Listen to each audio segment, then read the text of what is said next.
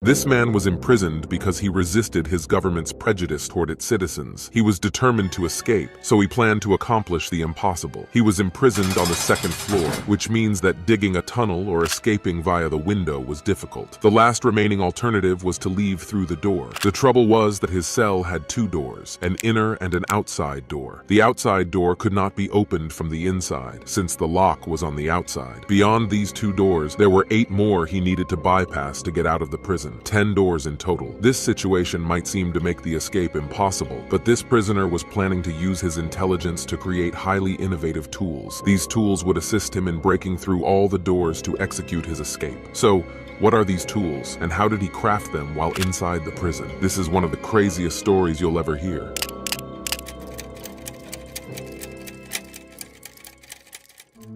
Let me take you back to the 1970s in South Africa, a country long afflicted by colonial power, mainly from the British and Dutch. As a result of this colonization, South Africa became the African nation with the largest population of white Europeans. Despite being a minority, this white community enforced apartheid, a system of racial segregation against the native black and African populations. Under apartheid, whites had their exclusive, well-maintained, and orderly neighborhoods, while blacks were systematically excluded and forced to live in impoverished, squalid conditions under extremely difficult circumstances. This system of apartheid persisted in South Africa from 1948 to 1994. The native South Africans, particularly the Africans, resisted and fought against this oppressive regime. Nelson Mandela, a prominent symbol of this resistance, took up arms against apartheid and was imprisoned for 27 years. He later became the first African president of South Africa after the fall of apartheid. Although apartheid benefited the white population, there were honorable white individuals who opposed it. Our story begins with 2 such people, Tim Jenkins and Stephen Lee, 2 South Africans, both white and both activists against the apartheid regime. On one occasion, Tim Jenkins was carrying what appeared to be a bomb in a bag, which he placed on a street and which suddenly exploded. It turned out to be a leaflet bomb, dispersing papers containing a message urging both white and black citizens to resist the government and its apartheid policies. These 2 men, Jenkins and his friend Stephen Lee, continued their resistance activities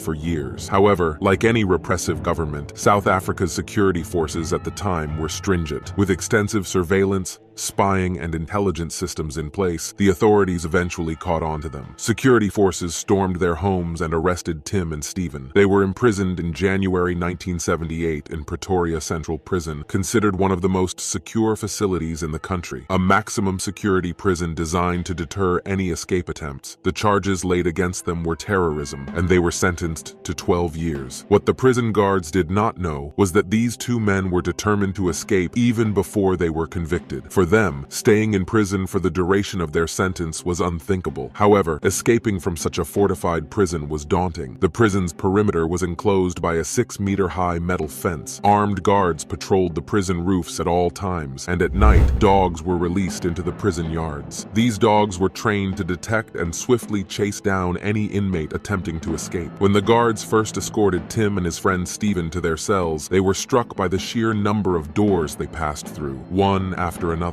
Some were heavy, others made of bars, and some were just ordinary wooden doors. It felt as if the prison was made entirely of doors. From their very first days, whenever they were let out for breaks, they constantly explored every nook and cranny, scrutinizing the walls, exits, and entrances, looking for any potential weaknesses. They knew from the outset that escaping would be a complex challenge. Tim and Stephen were not alone as political prisoners in the jail. There were 10 others with them, making a total of 12. They were all placed in the same section, with their cells adjacent to one another. This section was on the 2nd floor, making traditional escape methods like tunneling impractical due to their location, and the windows were too high to offer any feasible exit route. The only way out seemed to be through the cell door, which of course was locked. Tim, while not an expert locksmith, had some experience with locks. He used to tinker with them occasionally, using wires to manipulate their mechanisms, giving him a general understanding of how locks worked. He approached the lock on his cell door and studied it intently, visualizing analyzing its internal components and imagining the shape of the key that could open it. Then, an idea struck him. He took a piece of paper, pressed it against the lock, and sketched the dimensions of the lock. He wanted to determine the size of the key needed. Afterward, he folded another piece of paper, took a pen, and inserted them together into the lock. This time, his goal was to gauge the depth of the lock. These experiments with paper and pens were aimed at obtaining precise measurements for the key. Keep in mind that this was in the year 1978, and locks were not as sophisticated as they are today. Ultimately, Tim managed to sketch a blueprint for a key based on the dimensions he believed matched the original. Now that he had the measurements, the next challenge was how to actually create this key. He came up with the idea to craft it from wood, given that they were put to work in the prison's carpentry workshop, where they were allowed to make various wooden items. A wooden key was certainly unconventional and quite peculiar. When Tim shared this idea with his friend Stephen was skeptical. He doubted that a wooden key could unlock the door, even if the measurements were accurate. Nonetheless, they figured they had nothing to lose by trying. Tim began crafting the key during his shifts in the workshop, under the watchful eyes of the guards, which made the task anything but easy. Stephen always tried to cover for him. After a full week, Tim finally succeeded in making the key. However, the next challenge was smuggling the key out of the workshop. Prisoners were usually searched when leaving the workshop, so how could he get the key out without the guards discovering it? The answer lay in a coffee cup or thermos they were allowed to carry. Each prisoner had a cup, but these two were subject to search, with guards typically pouring out any remaining coffee into the sink to ensure nothing was hidden inside them. Tim discovered that the base of his coffee cup could be detached, revealing a small hidden compartment suitable for concealing the key. He opened this base and filled it with paper to stabilize the key inside, ensuring that it wouldn't move or make noise if the cup was shaken. This clever trick meant that if a guard shook the cup, they wouldn't hear the key rattling around inside. As the prisoners lined up to exit the workshop, the guard began the routine inspection, taking each inmate's coffee cup, pouring out any remaining coffee into the sink, and verifying that it was empty. When it was Tim's turn, he was nervous but managed to maintain a calm demeanor. The guard opened his cup, poured out the coffee, and shook it to ensure nothing was hidden inside. Thanks to the paper stuffing in the base, the guard found nothing suspicious and handed the cup back to Tim, who then returned to his cell with the wooden key concealed within it. Once back in his cell, and after the guards had left the section, Tim eagerly tried the key in the lock. His initial excitement quickly faded when the key didn't work. The lock wouldn't open. However, Tim had anticipated this possibility. He had chosen wood not just randomly, but strategically, as he turned the wooden key inside the lock. The lock's pins left marks on the wood, indicating where the key was getting stuck. With a small metal piece, Tim began meticulously carving at these mark areas on the key, fine-tuning its shape to match the lock's requirements. He would carve a bit, then try the key in the lock, then carve some more, continually refining the key's shape based on where it got stuck. After repeated adjustments and attempts, the wooden key finally turned the lock successfully. At that moment, Tim felt an indescribable rush of triumph and exhilaration, as if he had achieved something truly monumental. Tim knew that opening the first lock was just the beginning. The door he had unlocked was the barred entrance to his cell, but immediately behind this door was a second solid steel door, fully intact, not merely bars, and significantly more formidable. Worse still, this door could not be unlocked from the inside. It was designed to be opened only from the outside, and Tim was well aware of this challenge. He wasn't caught off guard by its presence. He understood there were two barriers to his cell, and after unlocking the barred door, he would have to contend with the second door, which had no internal lock. However, Tim's strategy was to tackle one problem at a time. There was a small window next to the door through which a prisoner could extend an arm, but it was impossible to reach the external lock from this position. Regardless, before he could attempt to unlock it from within his cell, he first needed to create the right key for this lock. Tim's only chance to take measurements of the external lock was on Fridays, which were cleaning days. Every Friday morning, the guards would remove the prisoners from their cells to clean the corridors and the area in front of the cells. Conveniently, all Stephen's efforts. They were all aware of the plan and actively covered for them, alerting them whenever the guards were approaching. This collective effort provided Tim with the necessary cover and opportunity to gather the measurements needed for crafting a key to the outer door's lock. Initially, Tim attempted to use the same key he had crafted for the inner door on the outer steel door, but it failed to work. Undeterred, he measured the lock in the same manner he had for the first one, using paper and a pen to sketch a rough outline of the key and then creating it in the workshop. He smuggled it out again, hidden in his coffee cup. He continued to test and adjust the key with a small iron piece, refining it as he had done with the first key until it finally fit the lock. Remember, Tim was testing this while the door was open during the cleaning period, so when he first tried the new key, it locked the door, but then refused to unlock it. The lock was jammed. The key could slide in and out without issue, but it wouldn't turn. The lock's bolt was protruding and wouldn't retract. Despite his efforts to manipulate it with the key and even try to force it, nothing worked. As the cleaning time was ending and the guards were about to return, Tim had to stop and retreat to his cell. When the guards saw the jammed lock, instead of suspecting the prisoners of tampering with it, they blamed each other, assuming one of them had left it in that state. They did not suspect the prisoners at all, which was a stroke of luck for Tim. The guards simply used their keys to unlock and relock the door, then closed it again. Tim breathed a sigh of relief, terrified that they might search his cell and find the wooden keys. Fortunately, things worked out in his favor this time, and his secret remained safe. After this incident, Tim and Stephen decided that they wouldn't attempt to test the lock while the door was open anymore. Now they would only try it when the door was closed. They faced the main problem. The external door lock could only be opened from the outside, and the small window next to the door was too far away for them to reach the lock by hand. For a long time,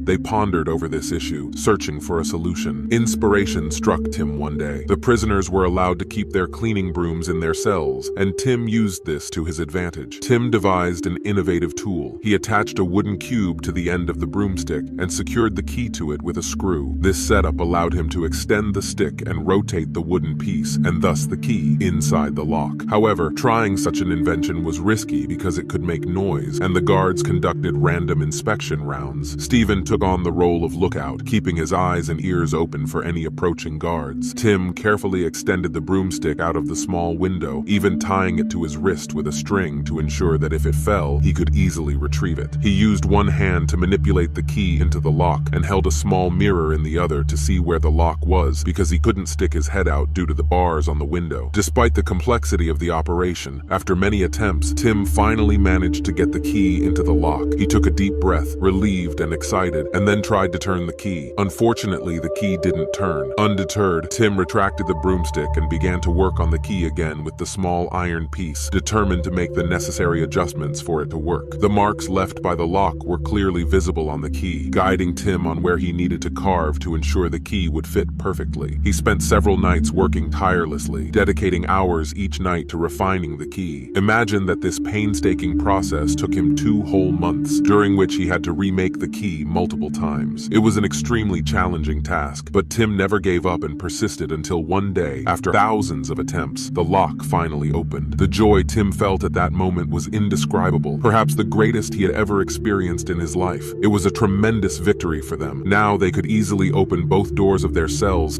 since all the cells used the same type of lock. Next, they had to tackle the door leading to their section, which they could only attempt to unlock during the cleaning period every Friday morning. Before Tim started crafting a new key, he decided to try the keys he already had on this door, just in case. To their sweet surprise, the first key he tried, which was the one for the inner door, unlocked the sectioned door. They had used the same lock type on this door as well. The relief and joy they experienced were profound, saving them significant effort and time. This breakthrough meant they could now focus on planning their next steps, rather than worrying about creating another key. Now that they were able to open both their cell doors and the door to their section, Tim and Stephen began to strategize further. Originally, their plan was to escape from the prison yard, either by digging a tunnel beneath the ground or by somehow scaling the 6-meter-high metal fence. However, Tim suggested to Stephen, why not exit through the main entrance, the staff door, or any other door that leads outside? He agreed. If he could make keys for all these doors, he argued, he could likely make keys for any other doors they might encounter. Stephen felt the idea was a bit crazy, as they didn't know how many doors they would face or where exactly these doors might leave them outside. They didn't have a map of the prison to plan their exact route from their cells and section to the outside. Stephen came up with a plan. He feigned severe tooth pain. Since there was no dentist in the prison, they had to take him out to see one. This would allow him to count the number of doors they would need to pass through and discover the exact route they would need to follow. After his visit to the dentist, Stephen returned with some daunting news. He had passed through 7 doors after leaving their section, meaning they would have to bypass a total of 10 doors to escape the prison. At least now they had a clear path laid out for their escape. At this stage, feeling the need for additional help, they considered expanding their team. Over the past few months, they have befriended befriended another prisoner named Alex Mumbar, who was incarcerated on similar charges. When they shared their escape plan with him, Alex was immediately enthusiastic. He had wanted to join them but had been reluctant to impose himself. Now, with a clearer plan and an extra member on their team, their chances of escaping seemed more tangible than ever. Stephen explained their escape route, which involved navigating through a series of doors they would need to unlock. To help them visualize, he drafted a diagram of the path and the doors, starting from their cells. The first two doors, labeled Door 1 and Door 2, lead out of the cell area. Once they exit their cells, they face Door 3, the section door. Crossing this, they encounter a staircase leading downstairs, since their section is on the second floor. At the bottom of the stairs lies Door 4. Exiting this door, they enter a hallway that leads to Door 5. However, before reaching Door 5, there is the main guard room, typically occupied by the on-duty guard. Beyond Door 5, they progress to Doors 6 and 7, which is a barred door, 8 and 9. Following Door 9, a small staircase leads to Door 10, the final exit door, which seems to be a staff or service entrance used by guards for direct access, thus bypassing the main entrance. Exiting through Door 10 allows them to leave directly without having to cross the prison yard or scale the fence, avoiding the guard dogs and the watchful eyes of armed guards on the rooftops. However, the real challenge lies in navigating through all the doors ahead of them. While Stephen's plan is a simplified version, the prison is much more complex than this diagram suggests. Nonetheless, the diagram is crucial for them to understand the path they need to follow and to keep a clear image of the place in mind. So far, they have managed to get past the first 3 doors. The next door was door number 4, which was encountered after descending the stairs. This door is familiar to them, as it is used daily for access to the workshop and the prison yard, among other areas, allowing them to observe the guards opening it regularly. This gave Tim the opportunity to study the shape and size of the key and try to memorize it. The key wasn't much different from the previous ones, so he created a rough copy of it from memory. Testing this door was a bigger risk, since it wasn't near their cells or the section door. Moving out of their cells and section and descending the stairs to reach this door involved significant risk. To minimize the danger, they needed to carefully plan and observe the guards' routines. One key piece of information they discovered was that after 5 p.m., there was only one guard responsible for their section.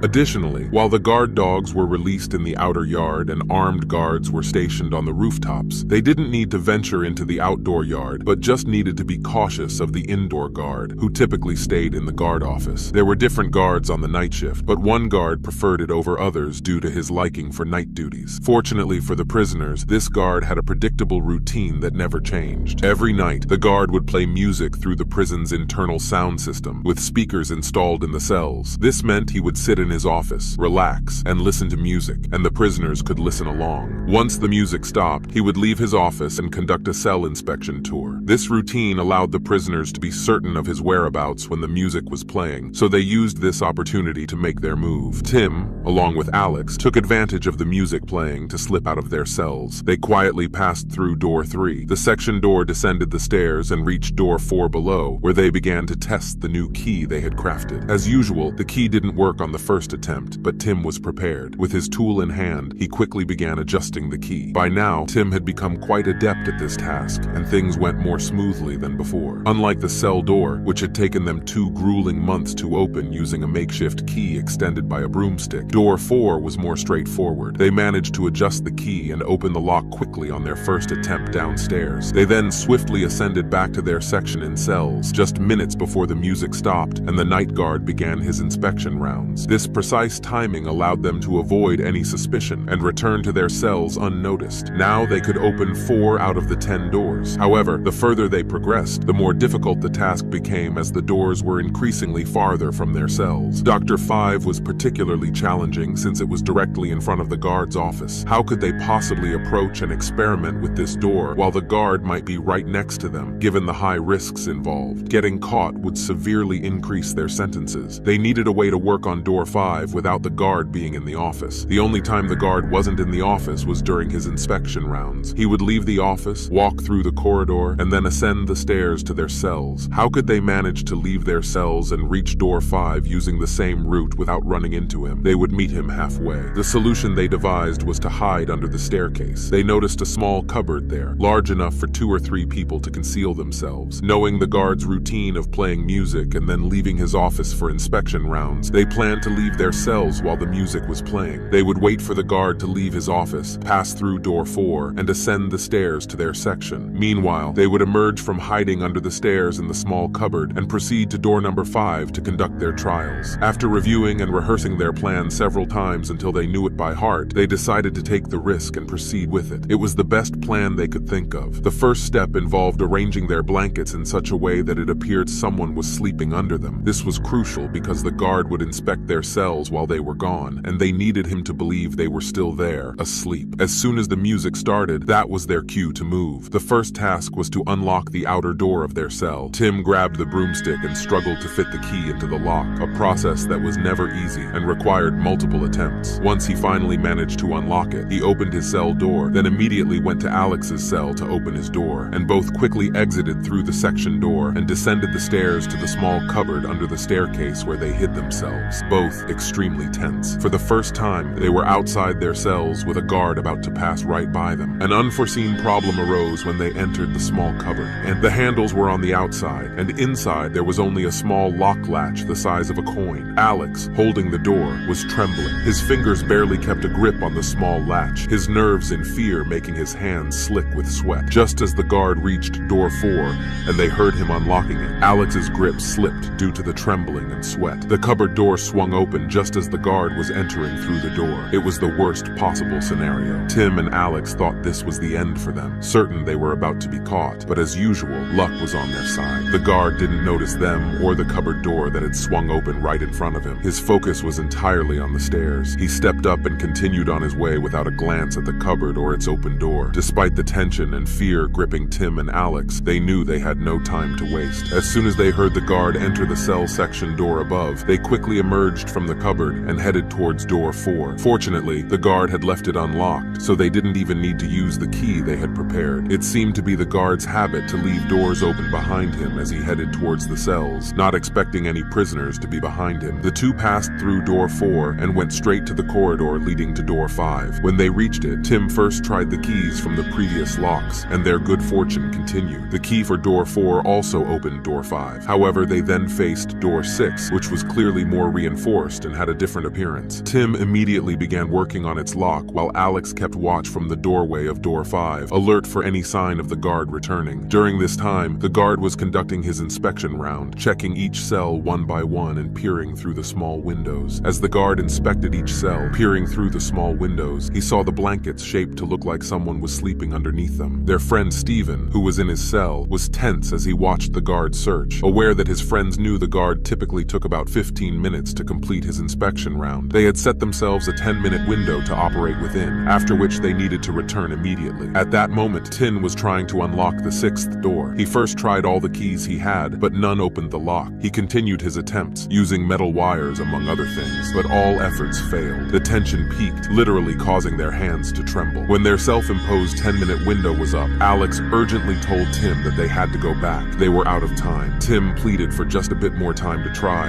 but the situation reached a point where Alex had to physically pull him away. They quickly retreated back through the corridor to the stairs and hid again in the small cupboard. Moments later, they heard the guard descending the stairs. It was a close call. Had they delayed even slightly longer, they would likely have been caught. Finally, they were able to breathe a sigh of relief after seeing the guard pass through door 4 and head back towards his office. They then cautiously emerged from the cupboard, ascended the stairs to the 2nd floor, and safely returned to their cells. Tim felt a sense of defeat, even though he had managed to get past at least one door, the 5th door. Tim was determined to get past more than just one door in a single night. The risk involved in each excursion was high, and the more they ventured out, the higher the probability of getting caught. Tim felt the 6th door's lock to be one of the most difficult in the prison, which made the stress and pressure of that particular night so intense that he couldn't even fall asleep. He was resolved not to attempt the 6th door again unless he was certain of success. He wasn't willing to risk multiple unsuccessful tries. He needed to breach that door quickly. During this period, Tim didn't just make keys for the doors along their planned escape route. He also crafted keys for various other doors within the prison. One of these was a nearly hidden side door that could lead them to the workshop, and he made a key for the workshop door as well. The workshop itself had multiple doors on different sides, so he created keys that could allow them to sneak in and take tools whenever needed, essentially making Tim carry a set of keys like one of the prison guards. However, his primary concern remained the lock on door number 6. He brainstormed a new way to create a a special key for this door, one that had a high chance of success. Eventually, he came up with an innovative design, a key made of metal wires, but with a wooden handle, or rather, a handle that could interchange multiple wooden heads quickly. This design would allow him to switch between different heads rapidly, adapting as needed to the lock's requirements. The second advantage of Tim's new key design was that it allowed him to manipulate the key inside the lock more easily. The metal wires could enter deeper into the lock, enabling him to move the key head up and down at various angles,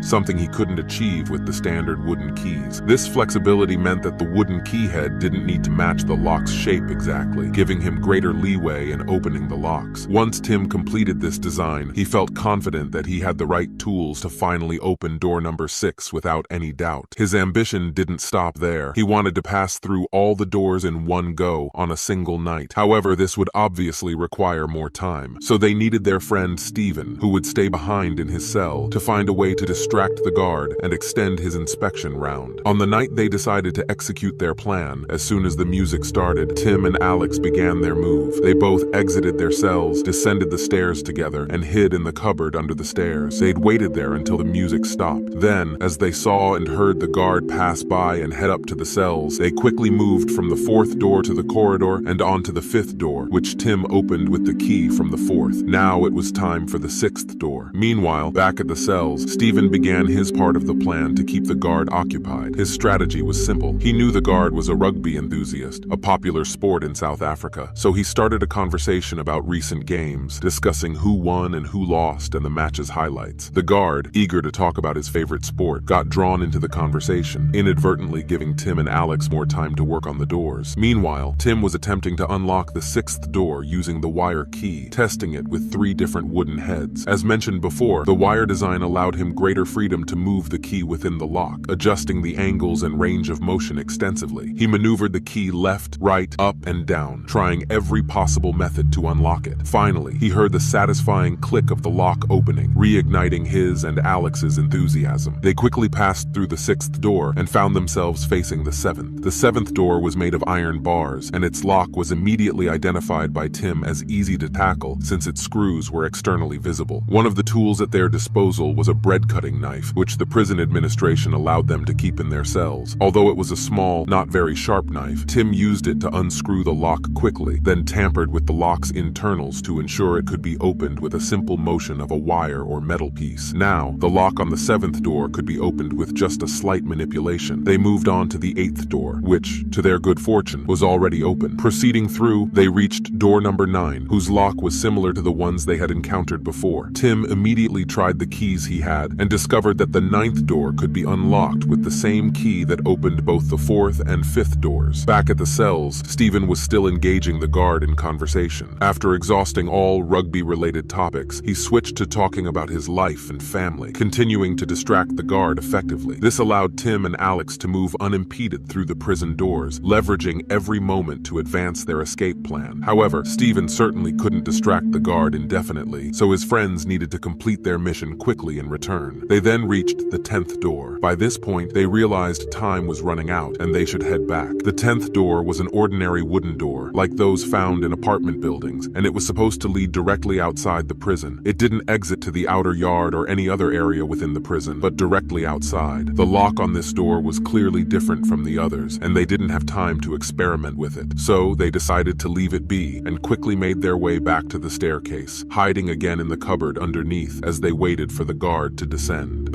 Indeed, within a minute or two, the guard came down. As soon as he passed through the 4th door, they emerged from the cupboard, ascended the stairs, and returned to their cells. That night marked a significant achievement. They had managed to bypass every door except the last one. The following day, the 3 convened in the prison yard as usual to discuss their next steps. They felt it was finally time to escape. True, they hadn't opened the 10th door yet, but with the experience they had accumulated, they felt confident they would find a way to do so. This time, Stephen would join them in the escape attempt, meaning he wouldn't be in his cell to distract the guard and delay him, as they needed to delay the guard for as long as possible on this final attempt. As I mentioned before, the section they were in housed political prisoners, so they all shared the same mindset and supported each other. Even though their fellow inmates in the section were not escaping with them, they were prepared to support their endeavors. Such cooperation among prisoners in an ordinary prison would be nearly impossible. Political prisoners typically only collaborate like this if they share similar ideologies and charges against the government. The person considered the leader of the political prisoners in this prison was named Dennis Goldberg. Dennis had told them he would help distract the guard. For more UN videos, visit www.un.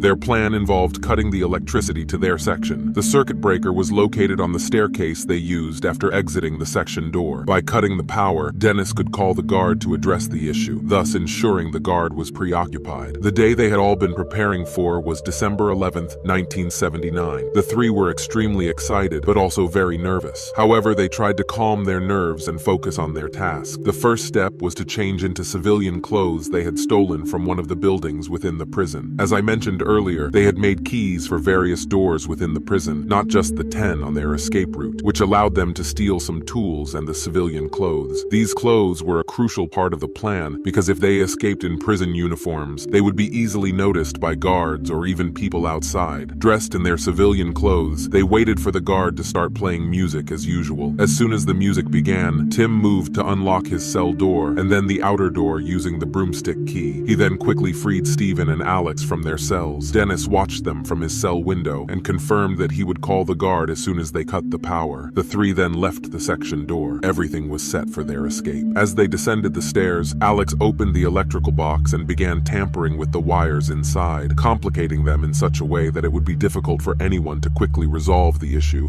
ensuring that the guard would be delayed when he came to investigate. Afterward, all three of them squeezed into the small cupboard located under the stairs. This was the first time all three would hide together in such a cramped space. Above in the cells, Dennis began shouting to attract the guard's attention, alerting him that the power and lights had gone out. Moments later, the three hiding in the cupboard heard the footsteps of the guards slowly moving along the corridor, their tension peaking for fear that the cupboard doors might burst open as they had during a previous attempt. However, the guard passed through the fourth door and climbed the stairs without noticing them, heading into the cell section. Once the guard was out of sight, Tim, Stephen, and Alex emerged from the cupboard and made their way from the fourth door to the corridor and toward the fifth door. Reaching the cell section, the guard was surprised to find the lights off and the power cut. Dennis, who had been calling him, told him that the electricity had suddenly gone out, but he didn't let the guard go to check the electrical issue right away. Instead, he engaged him in conversation to further delay him. Meanwhile, Tim, Stephen, and Alex reached the fifth door, and using the same key that opened the fourth door, they passed through it with ease. They then faced the sixth door, which, as mentioned before, had the most challenging lock. However, they were prepared with the specially designed wire key and managed to open it within a few attempts, taking only 2 or 3 minutes. The seventh door consisted of bars. Tim had already tampered with its lock, allowing it to be easily opened with any simple tool. They successfully bypassed the seventh door, and as usual, the eighth door was open. The ninth door opened with the same key that had unlocked the fourth and fifth doors. Then they approached the small staircase leading to the 10th door. Tim immediately began testing the keys he had on the lock of this final door, but none of them worked. He tried one key after another, and with each failed attempt, his tension escalated. It was his worst nightmare at this point, that none of the keys would open the lock on the 10th door. Tim, having crafted many keys and unlocked numerous locks, had reached a point where he felt like a professional locksmith and hadn't anticipated being stumped by the last lock. Meanwhile, Dennis had finished distracting the guard, who began walking towards the staircase to address the electrical issue. Upon reaching the circuit breaker, the guard started trying to fix the problem and adjust the wires. The three prisoners were still at the door, spending nearly 20 minutes in their efforts to unlock it, but without success. Eventually, the guard managed to restore the electricity and complete his inspection round, then started making his way back to his office. The three heard his footsteps as he returned and heard him opening his office door, which meant the guard was now between them and their cells. If they considered returning, they would have to pass in front of his office. Tim suggested they return to their cells and try another day, considering it a risk since they would have to pass by the office where the guard was present. However, Stephen and Alex disagreed. They were determined that they needed to escape now. They believed they couldn't miss this opportunity, even though Tim thought returning to their cells was the safer option. The urgency of the situation and their contrasting views brought them to a critical decision point in their escape plan. There was no turning back now. Alex took a metal tool they had stolen from the workshop and decided to try breaking the lock. This was one of the tools for which they had made a key. Tim objected, warning that trying to break the lock would make a loud noise that could attract the guard's attention, but Alex was determined. He began to pry into the wooden frame around the lock. The door, by the way, was made of wood, not reinforced like the sixth door, which had been the only armored one. As Alex chipped and dug at the wood,